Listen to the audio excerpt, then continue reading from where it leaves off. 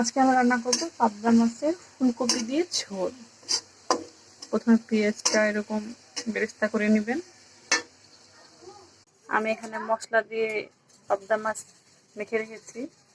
মরিচ, হলুদের গুঁড়া, মশলার গুঁড়া, লবণ, এখানে এটা ঢেলে দিব। মাছটা ভালো করে ভেজে নিব এইভাবে নেড়েচেড়ে।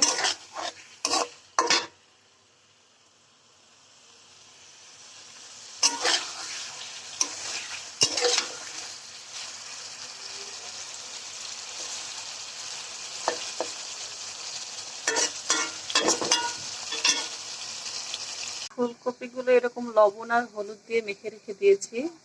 মাছটা একটু ভাজা ভাজা হলে এটা দিয়ে দিব। এখন ফুলকপিটা ঢেলে দিয়েছি।